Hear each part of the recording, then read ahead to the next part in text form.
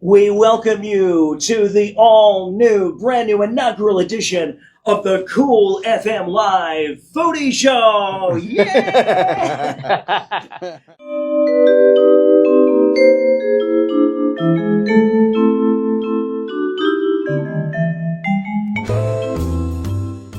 My name is Brady McManus. I am the owner of Bam Bam Barbecue.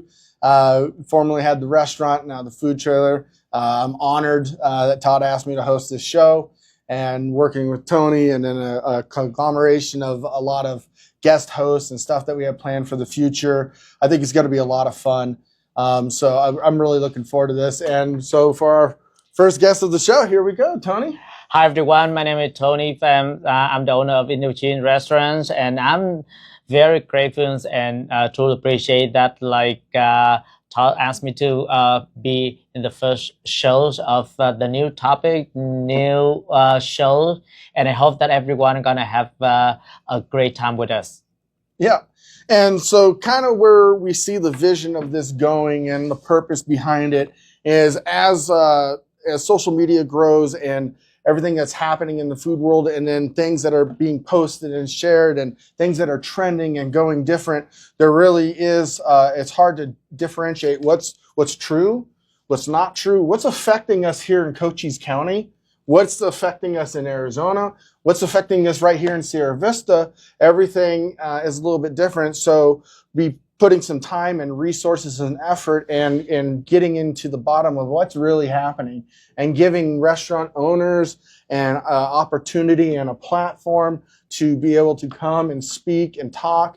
And whether it's issues that are affecting them, whether it's issues in the media that they want to talk about. It's a way for us to come together with factual information that the public can rely on. And go ahead. I think that's really good idea. And then when we're talking about how we can give more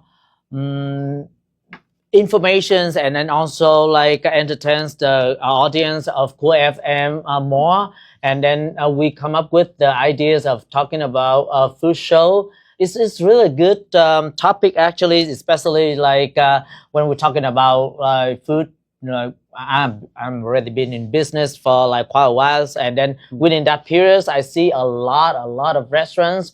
I counted, and then I can see more than 30 restaurants within 13 years in business. For my business, Stop and Go. Many restaurants just open less than a year. Many restaurants open even more than decades. So when we have a show talking especially about the food and about this industry, it's gonna be awesome. And I hope that everyone gonna go with us and then interact and then have comments and then ideas, so we can make the show more interesting. Yeah, absolutely. And not just on the informational side, but we also want to provide local news, things that are happening. You'll see as we go through today's episode, we're going to talk about a couple local restaurants that are getting ready to open, some that have just opened, what they're doing, the things they have planned for the future. And we want to get those owners and those chefs on the show as well. But also going into some local news or food events. And by local, I kind of mean more of Arizona, right? So yes. We could do some online segments on location of these different food events. Some of these food truck rallies that they do in Phoenix and in Mesa. Chef Mike with Chew Philly will be an excellent source for that. We're going to get him on the show because he participated in these. That's and awesome. Then we can start showing people food destinations that are within a weekend's travel. That's going to be awesome. You want to go and maybe we find a guest that wants to hit the road with the Cool FM Foodies and go and try some of the stuff with us. And then just some entertainment and some product reviews too. We have a product today that we're going to talk about, stuff that's going viral, and everyone I see in the comments there's no way, that thing's not going to work. You know what? We're going to test them out, and we're going to find out if they work or not. And if you see something that you're you want to call BS on, send it to Cool FM, get it into us. I'll order it, and we will find out And then we're gonna test this for you, so you And you're getting an gonna honest know. review. This is gonna be honest. That's gonna be Put awesome. it in comments. Yeah. Anybody Yes, have yes, suggestions, Yeah, and throw 'em in the during show, comment. You know, maybe I order a couple extra, and that's our giveaway. You know. Oh, that definitely Yeah, so- awesome. Yes, Yeah, and if it's like junk, I'm going to giveaways. tell you it's junk. You know. So, something's gonna be junky, Right. So I'm sure. Yeah. with that, kind of one of the big things, and we kind of talked about it a little bit, and I want to get a little bit deeper into it, is what's hurting every restaurant in the country right now, and that is the rising food cost. Definitely, board. the cost. Yes. Like what kind of rise in certain foods have you seen in your restaurant? Especially for my restaurant, we can see that especially my employees, we're talking about like not only proteins but also vegetables, especially like we are Asian restaurants, so some type of like vegetables that like we like cannot find in every order, like grocery stores. So we have to order specifics from the suppliers, and the cost is just like sometimes double. Yeah, but then in general, double from a year ago. Yeah, or? It is actually go up gradually. Yeah. Yes. So on top of my head, I cannot tell you like which way is that, but then like we have some vegetables that like it's seasonal, and then also like the food cost is just like go crazy, but on top of everything in general, I can tell that everybody already knows that the protein, like chicken or beef or pork, like they going up, and it's really hurt. It's extremely hard. It's really hard. I can't believe just from last year to this year, they're saying that for restaurants at a wholesale cost, your beef has gone up 17%. Some have heard as low as 12%, but for me, I know my numbers right at the normal average is about 17%, which translates into a lot when you're dealing with thousands of pounds a week. Yes, you know, so it's a drastic increase. And even the pork, my pork ribs, you know, the same ribs I got last year that I do on Fridays, I would get them for, it was between $8.50 a rack, and the ones I just got, I paid almost $16 a rack for them.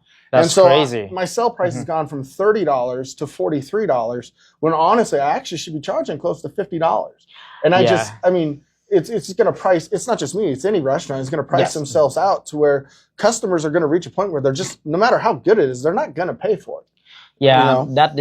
that's one of the problems when like when the food costs going crazy, and then at the restaurant owners, restaurant planners, we cannot like change the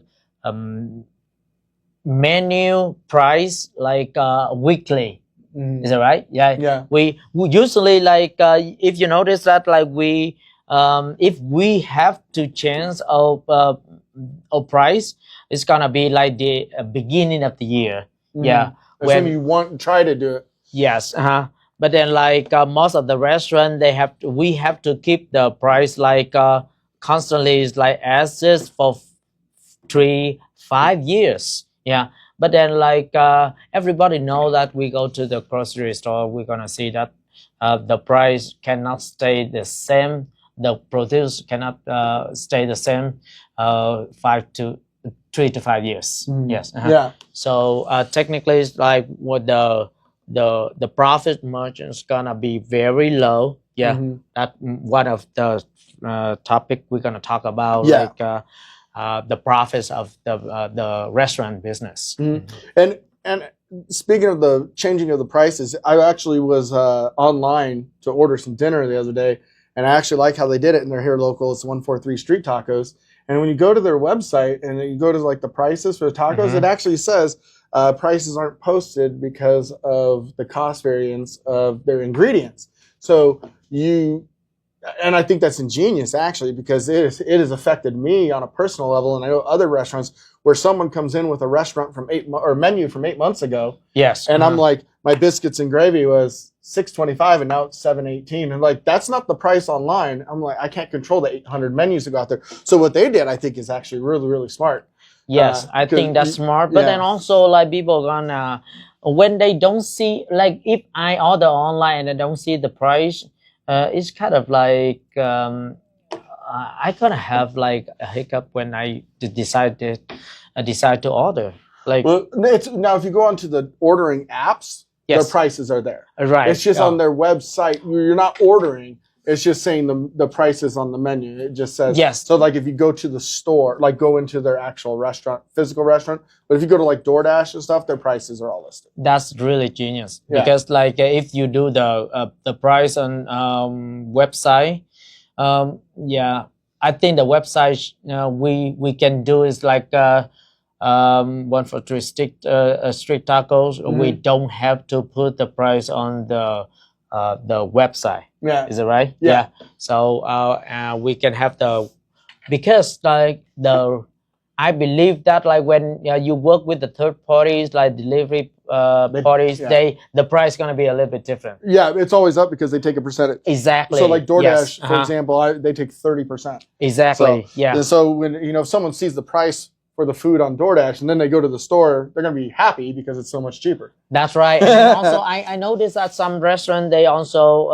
have the cheaper price if you pay cash. Yes. Yes. Yeah, we're one of them.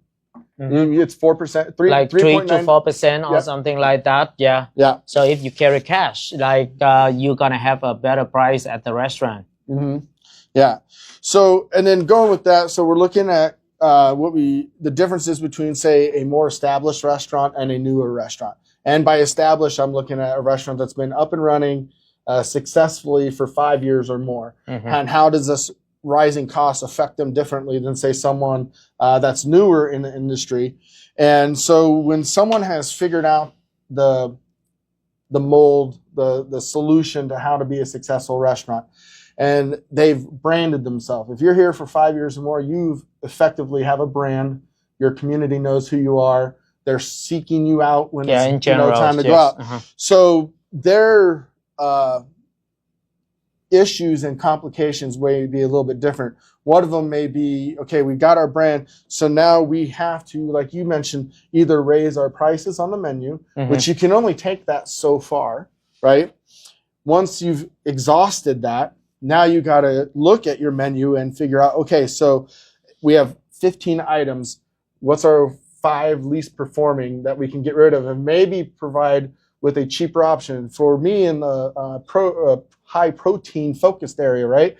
I had to figure out how to sell barbecue in cheaper portions. And that's where I came up with the tacos and doing that stuff. So I could take... I noticed that. I could take brisket, pulled pork, chicken, and I can sell it in an option that's under $5, but also left me a profit margin because I had to figure out how to make cheaper options. So you have to try to reinvent your menu without losing your identity. That definitely is the one of the best solutions. Like when you have to work around the situation, you have to monitor your menu. In this case, some restaurants gonna do like cut the monitors and then cut off the less profit items. Yes. And then also like add more items that like already related to other dishes, but then cheaper price, cheaper options. Yeah, we gotta find a way to survive. Yes, but you're talking about that business already established, like well-known or popular, like at least 5 years in average.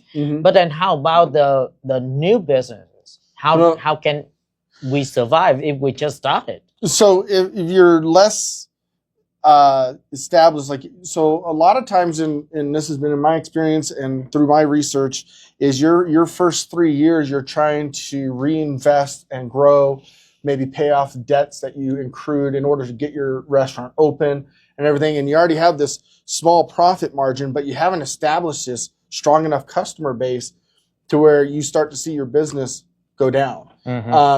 And so say they are operating at a 15 to 20% take home profit margin at the end of net profit. it's naturally going to now sink down to where it's in that 5 to 7% range, which seems to be kind of the norm, which now is eliminating that restaurant or that establishment's ability to reinvest. Now they're in survival mode. Yeah. It's now every penny is for the actual owners to live on. Like this is no longer, because out of that original 15 to 20%, exactly, they're investing 10% back into the restaurant, and they're living on the 7 to 8%. Yes, yeah. So they lose that. So now they have a restaurant that's is stagnant until this, if you want to call it a food recession or whatever, until I can feel that. Yes. Yeah, but until they, and that's if they can ride that out. Because if they can't even ride that out, exactly, it's not survivable, because then it's eliminating employees, cutting back hours. So what do you think? That's really like critical like situation for right now for the food industry, because for the new ones. Yeah, for the new one in general, I don't say that the old one or the established like had no problem, but more likely within like that period 5-10 years in business, no matter what, you have to learn your lesson already, right? Yeah. Yes. But then like the new one for right now, instead of like 15-20% at least for the profit margin, for right now we just look at the like 7 to 10%, which like the owners have to work harder, more hours, yep. And then less employees. And then also like you have to watch out like your profit, and then even your loan, because for right now I believe that when I first started my business, I didn't take the SBA loan, but then I believe that at that time the interest rate is much lower than now. Yeah, interest rate, and there's a lot more predatory type loans out there than there used to be. And they get you because they're good at what they do. They want you to take them loans, and then you end up with daily payments and monthly payments and penalties, and you see filings against your business. And I'm saying that from experience, because I did that.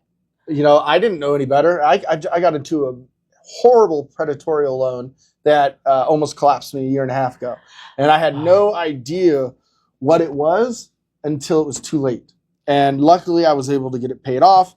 But it was a lesson learned. So anyone out there that ever gets that, reach out to us, or reach out to a financial advisor before you sign anything. I know, because like honestly, for right now, if you're thinking about like open a restaurant business, and then you have to take the loans, you have to think it like again and again and again. And especially the best way, if you reach out to the financial advisor, to attorneys or anyone that have the experience, and then step back and then thinking more, have more business plan, and then for me, business, especially restaurant business, we always talking about the passion. I love food. I can cook good. Like my family love my food, my dishes. But then like open a business, open restaurants to serve the communities, and then the end of the day, we open business to make profit. Yeah, that's the bottom line. So thinking carefully about that. Yeah, when you decide. And then hitting back onto the more established restaurants real quick. And one thing that you see, it started in fast food big time, but it's coming into the smaller restaurants, and that is employers that have to figure out ways around employees. The employees are the most expensive part, especially when you add in your employee taxes, your workman's comp, and all this other stuff that comes to it. Because what a lot of people don't see when people are complaining about pay, right? Yes. So whatever an employee is earning, an employer is paying on average 1.3 to 1.5 times that in overall fees. So if someone's paying, say you're paying someone $15 an hour, it's costing that employer anywhere from $18 to $22 an hour to have that employee work for them. Yes. So it adds up. So when stuff starts to get, minimum wage goes up and all this stuff, it's not employers not wanting to pay it. I would love to pay my employees $30 an hour each. They're awesome. It's just not doable. So then employers are forced to come up with solutions. And at the end of the day, the goal is to make money and to keep running your business. Definitely. And we're seeing a massive replacement in robotics from kiosk. You know, I noticed that. Yes. And even though it's not big outside of Sierra, fast food in Sierra Vista, it is available, because I was approached by people to put a kiosk at Bam Bam Barbecue. Oh, definitely. Yes. And you can I rent noticed them, that. and it is so much cheaper than an employee, because you can rent them, so you don't have to worry about fixing them when they break. They can't collect unemployment when they go down. And then they also have the robots, such as, I mean, they're already in Phoenix, in Pronto, in Sizzling, in Thai Recipe Bistro. Oh, they have the robots that they just put the food on. It takes the food to the table, and the robots clear the tables off. Exactly. So you get rid of busboys, you get rid of servers. They take orders at a kiosk. Yes. And it's just kind of the way it is going. And to me, I like the personable reality of a person. But as a person that goes in, I'm telling you right now, if I took my kids to a restaurant and a server came up to us, or a robot, and then the next time we go out to eat, I know where my kids want to go. They want to go to the robot. Exactly. Yes. Yeah. No matter what, that the new me, and then we have to deal with the technologies area for right now. Of course, I'm the mom and pop restaurant owners, and I want to one of my goals to open the restaurants, create the job for human being. Yeah, but then honestly, the mom and pop restaurants, we are very tight in capitals, and then also we have to deal with a lot of other stuff big box restaurants don't do, or they have different the challenge. Yeah, but then one of the challenge for us is the employee. Yes, employees, with you said, you mentioned that we have to pay a lot for the employees, not because of the salary. No, yeah, but then also other insurance and employee taxes and unemployment, everything. And then you also have the different aspect. And this is not me saying that I think going the robotic route is better or anything. I'm just speaking in facts. Yeah, right? That's the fact. I don't have to worry about the robot showing up to work. And it's a huge problem. It is especially. I mean, I've had to go through it, or halfway through their shift getting sick. And it's not that any one person is doing a bad job. It's just, as an owner, you have to weigh your pros and cons. Yes. And so in Sierra Vista I think in the next 5 years, we'll see a lot more of that being replaced. Yes, not in your smaller, I would never do that, something like I had in the restaurant, because I had 4 tables. I don't need a robot, right? But some of these larger restaurants that are opening up, I think we're going to see it. I think we will when the cost benefit, especially with the rising food costs, rising labor costs, rising insurance.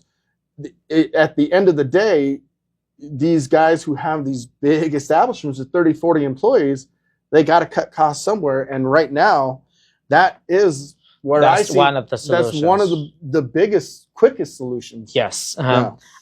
I think so, and especially like you said, if you taking your kids out, they're gonna want to go to the restaurant with the robot. With the kiosk.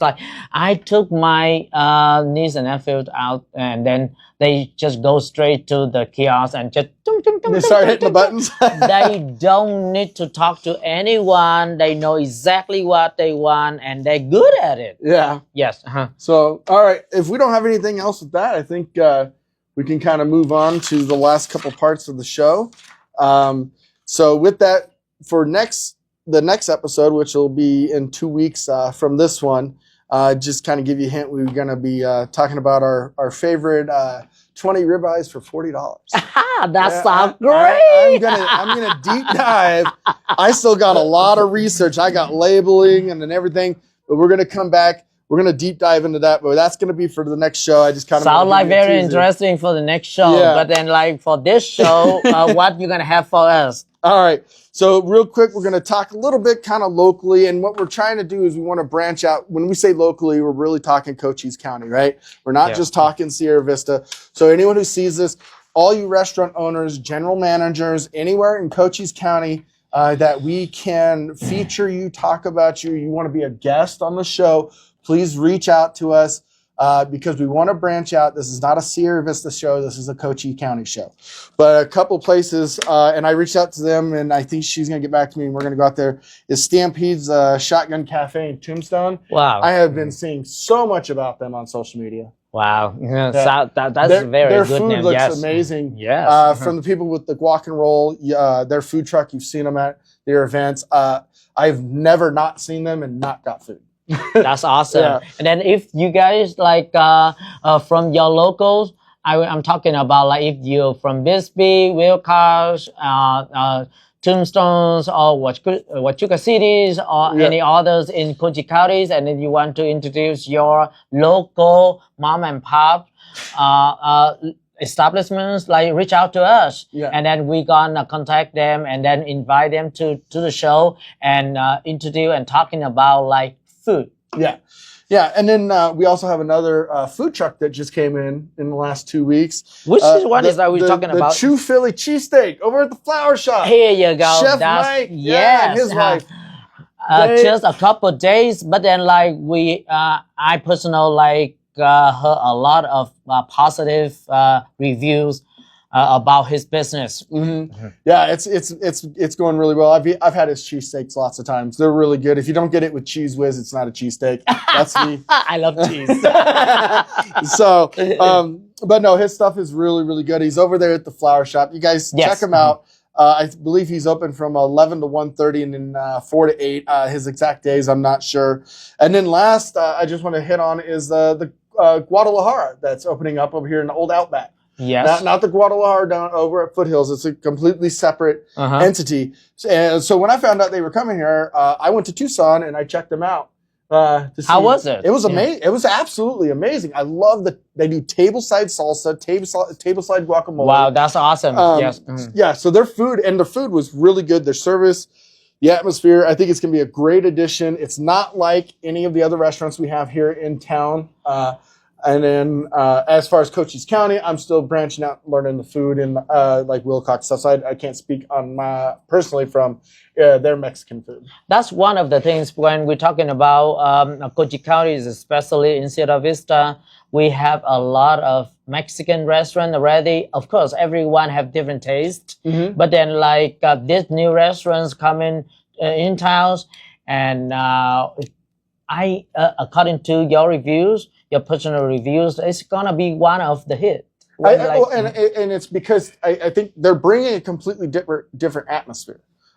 Because it's not a mom and pop type feel. It feels no, like, I don't feel so. Yes, because you gotta look at the space of their building. Yes, so they're gonna be in a large building. So it kind of gives you that Texas Roadhouse.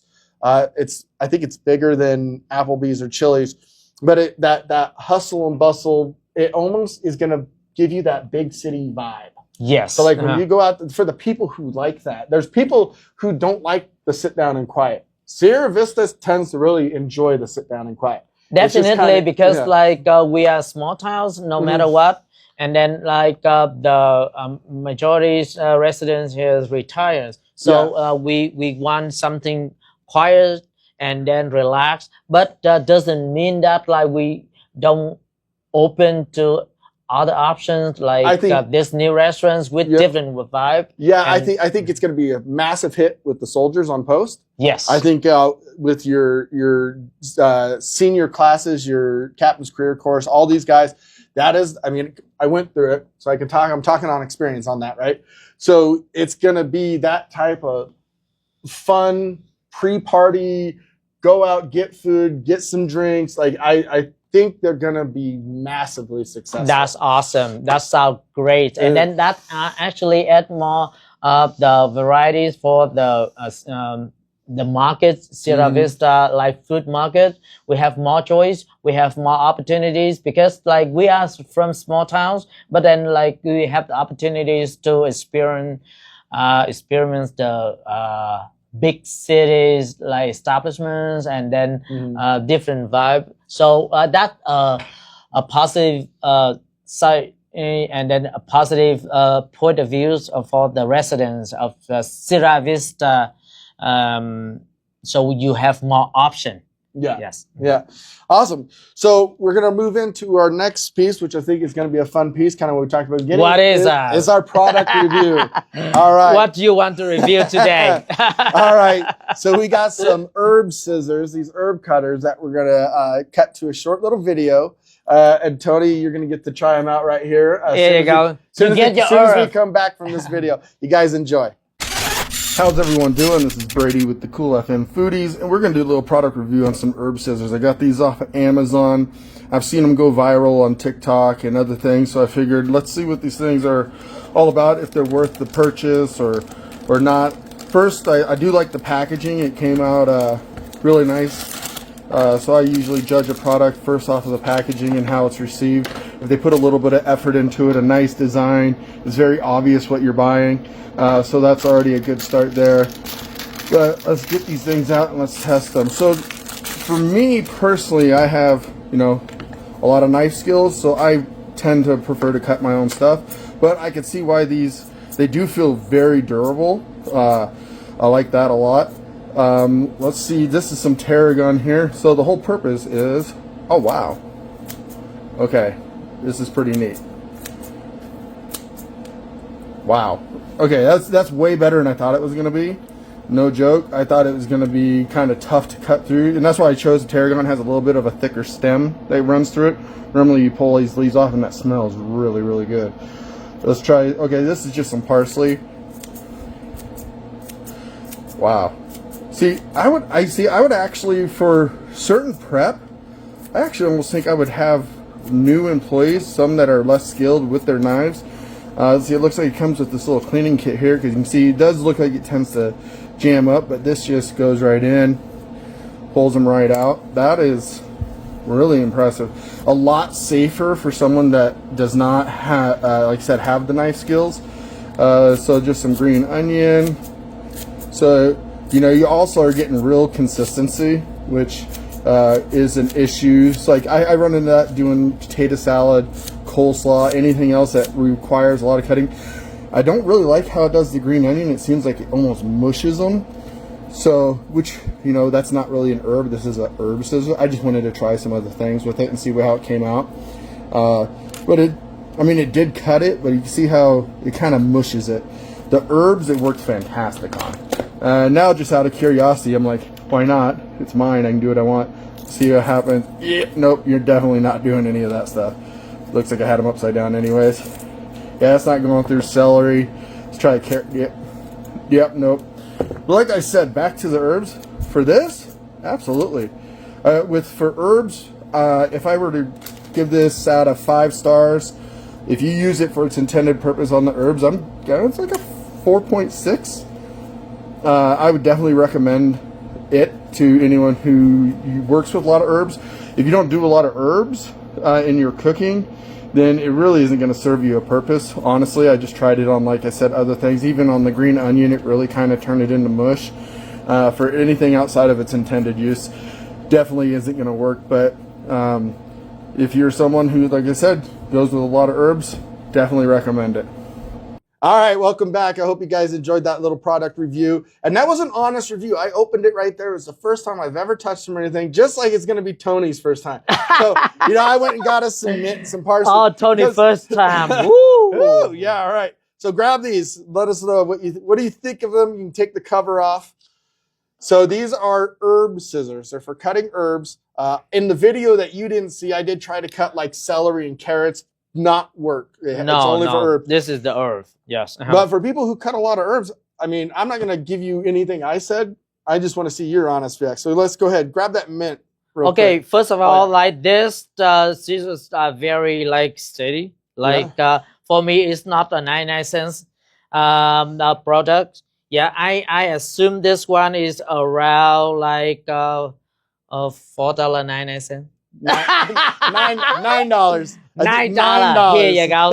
Yes. Yeah. So like, what do you want me to do? Like just cut off? Yeah, just grab Just one? Yeah, or two, whatever. And just like if you were Okay, snip it. Yeah, if you were just cutting them. Oh my God. That's impressed. Wow. Can you believe this?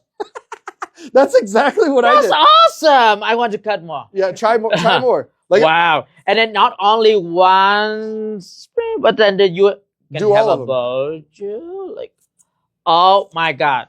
Tony, you've been probably missing that scissors for years. Yeah. Oh my God. I was saying if I cut a lot of herbs in a restaurant, I would actually have my employees use this. No, I say no. Because like, yeah, maybe yours, you're going to ask your employee cut the herb at your restaurant with this tool. But like for us, I'm Asian.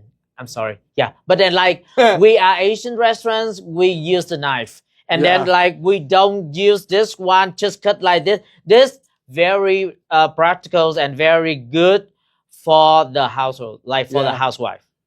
Okay. You know what I mean? Yeah, just like cut it and then like try to show off your talent like this. But now, then Tony, what's the difference? What's the difference between what this you're using for this now for, and you're saying it's better for household compared to a restaurant and in cutting with a knife? Exactly, because you know why? Because at the restaurant, especially Asian restaurant, we cut a lot of vegetable. Oh. Yeah, not only green onion, not only herb like this, mint or parsley, but then we cut like big vegetables like the bok choy, carrots, any other vegetables, and we even if we cut like this, put it this way, like Western restaurants or Mexican restaurants or American restaurant, you use earth just for garnish. We actually use earth for like cooking. Like we don't cut just one or two green onion. We cut a bowl. Like so this. You're like saying, we gotta use the knife. this is too slow for you. This is you gotta cut it. So yeah, this is super slow for us. And then you think look at this. You're gonna get your fingers tired by doing this. Yeah. You think that? And Yeah, then that makes also, sense. yes. So you're saying it's better for Home personal and home use? Yeah. Exactly. Okay. Yes. See, this is why like two people tested it. Now that's interesting. Because it was different. Yes. Yeah. Because this one is just for your household, for my wife, for my girlfriend if she want to show up. But then mostly for me to cut like vegetable at home. Okay. Gotcha. I like it. Awesome. Well, hey, Tony, I appreciate you taking the time and testing it out too, because it gave us a total different perspective on it, which I love. I didn't even think about the volume of the stuff you cut. Makes complete sense. So with that, I just want to special thanks to you, Tony, for coming out and doing this, for Todd for hosting it, for all three of us in this room coming together and actually making it happen at all. You know, 3 months ago, this was just kind of a discussion. Hopefully the viewers have enjoyed it. We will be back in 2 weeks with our next episode. Please, if you have a local food establishment, meaning Cochise County, and you have announcements, news, anything, reach out to us. Let us help you out. Let us get you as a guest on the show. Let us come do a spotlight on site with your business. And if anyone knows of anything going on foodie related across the state of Arizona, let us know as well. Other than that, thank you guys. Did you want to say anything, Tony? That's awesome. And don't forget to comment and then give the your idea about the shows. And then we are here to have fun together. Yeah, and share the experience, that like personal experience. And then you may have better personal experience about the food, even that maybe you in the food business or not, doesn't matter. because like everyone have different experience about the food and then the industry, and then also what the topic we're talking about today, like the salary, the employees, the food costs. Leave the comments and then like give us the advice for a better show. Yeah, absolutely. So with that, I'm your host, Brady McManus with COOLFM Foodies. Taste your way through life and fill up on adventure. Thank you very much. Bye.